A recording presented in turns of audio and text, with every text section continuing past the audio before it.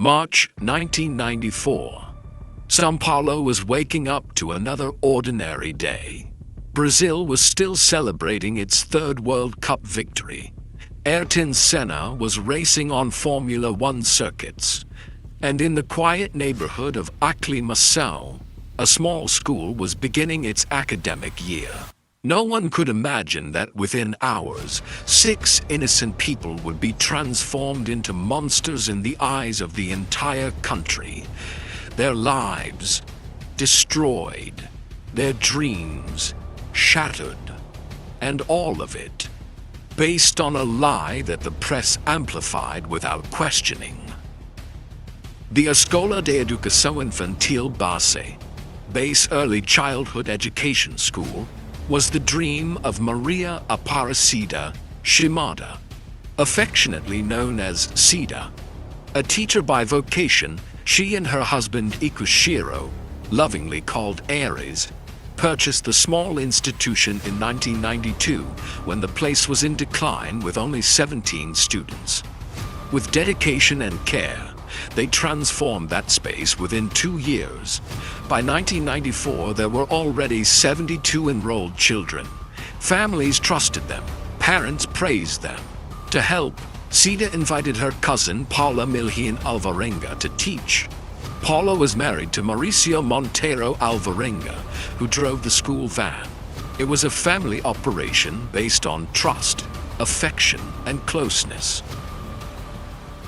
They accused the school owners, teacher Paula, driver Mauricio, and even another couple of parents, Saulo da Costa Nunes and Mara Cristina França, of sexually abusing 4-year-old children during school hours.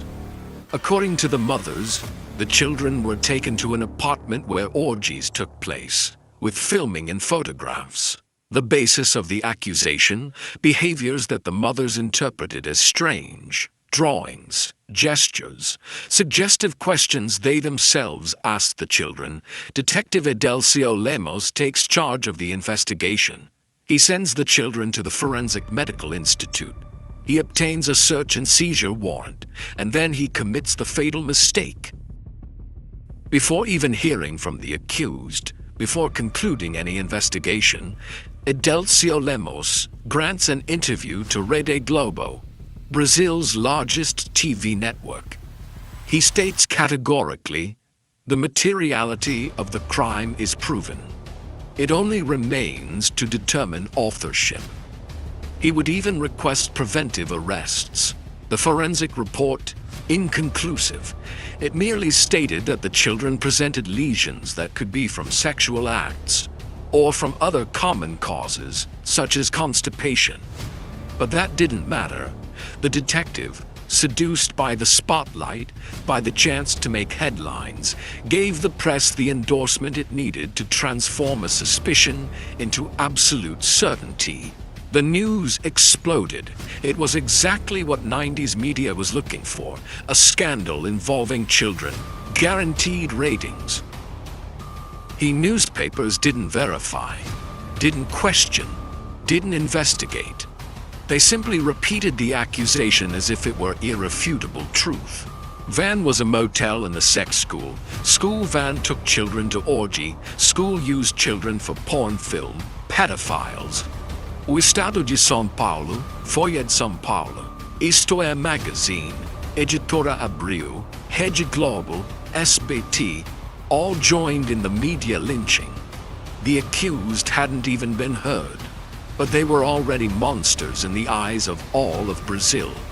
Meanwhile, the statements of the accused, when they existed, were hidden in page footnotes. The narrative was set. They were guilty.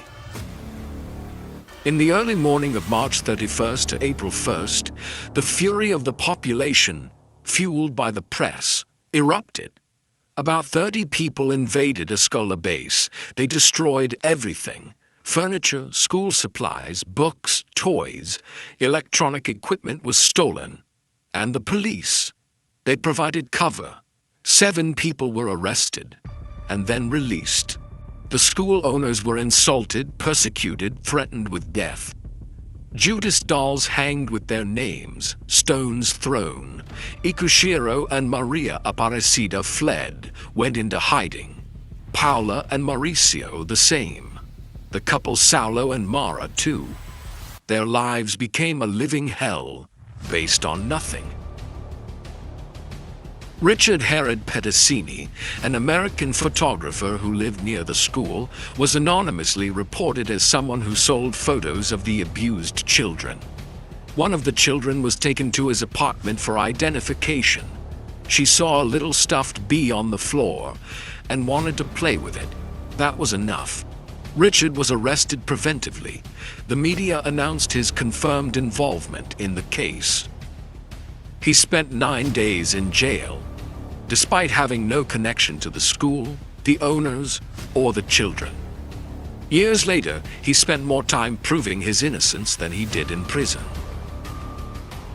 While the media circus continued, the real investigations progressed. Detective Edelcio Lemos was removed from the case on April 8th. Gerson de Carvalho took over, and he did what should have been done from the beginning. He listened to the accused. He requested psychologist Marilyn Tatton Alley to carefully interview the children away from the media. The reports began to come in. No proof of abuse, no consistent injuries, no recordings, no photos, no solid testimony. The children had been influenced by suggestive questions. The house described didn't match reality. The forensic report was inconclusive. June 22, 1994. 3 months after the accusation, Detective Gerson de Carvalho declares all exonerated for lack of evidence. July 5th, the public prosecutor's office requests definitive dismissal. Prosecutor Sergio Peixoto Camargo makes it official. There is no crime. April 1995. The inquiry into Richard Pedicini is also dismissed. The accused were innocent. They always were. But their lives irreversibly destroyed.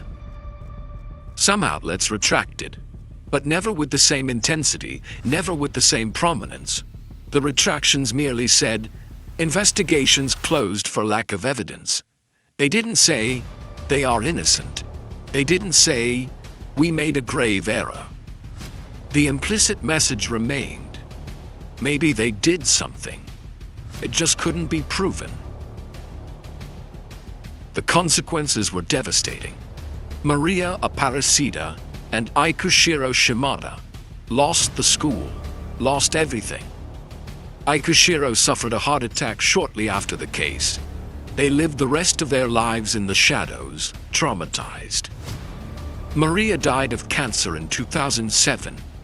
Ikushiro died of a heart attack in 2014. They died without seeing complete justice, still awaiting compensations. Paula Millen never managed to work as a teacher again. Was harassed, persecuted, carries the stigma of child abuser to this day. Mauricio Alvarenga developed uncontrollable paranoia. Debts and trauma destroyed his marriage. Paula and Mauricio divorced. Saulo and Mara Nunes, serious financial problems, social isolation, depression. Richard Pedicini spent years proving he was innocent, even after dismissal, unfairly marked forever. And the Shimada couple's son? Ricardo Shimada was 14 years old when it all happened. He watched his parents be crucified, his home invaded and vandalized. He grew up carrying the pain of an injustice he couldn't repair. Years later, justice finally acknowledged the error.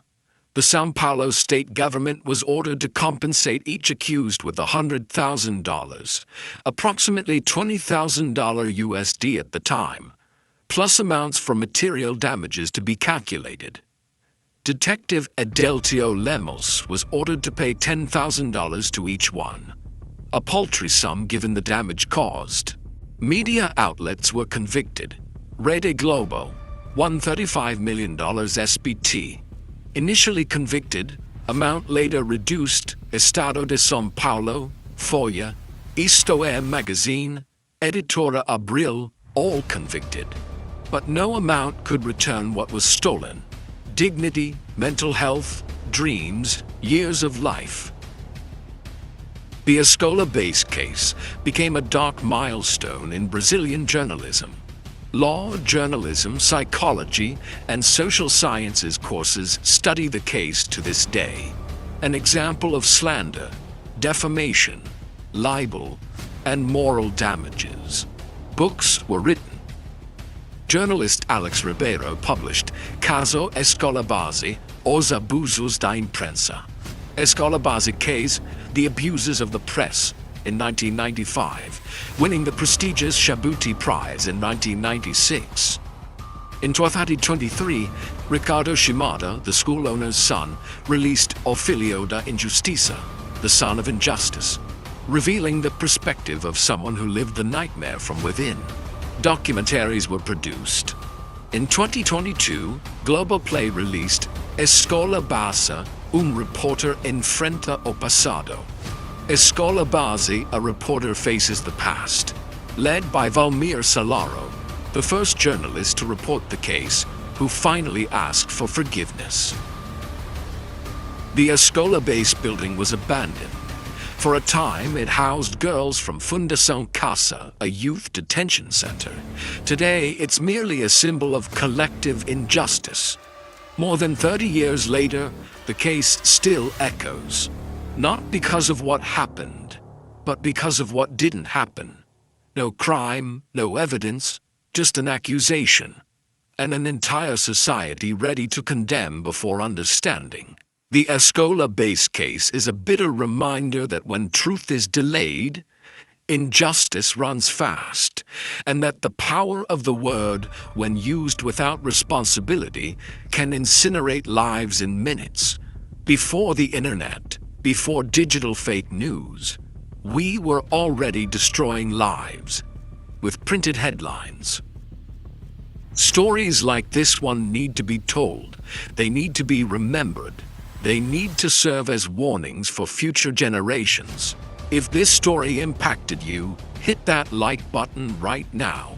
It helps more people discover these important true crime cases. Subscribe to the channel and turn on the notification bell so you never miss our deep dives into history's most compelling mysteries and injustices. Share this video with someone who needs to hear this story.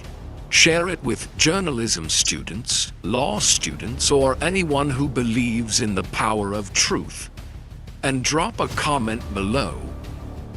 What lesson do you think we should take from the Escola Base Case?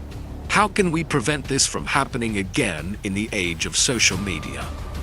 Your engagement keeps this channel alive and helps us continue investigating and sharing these crucial stories. Follow us on Instagram, Twitter, and TikTok for exclusive content, behind-the-scenes research, and updates on new cases. Thank you for watching. Stay critical, stay compassionate, and never forget, the truth matters.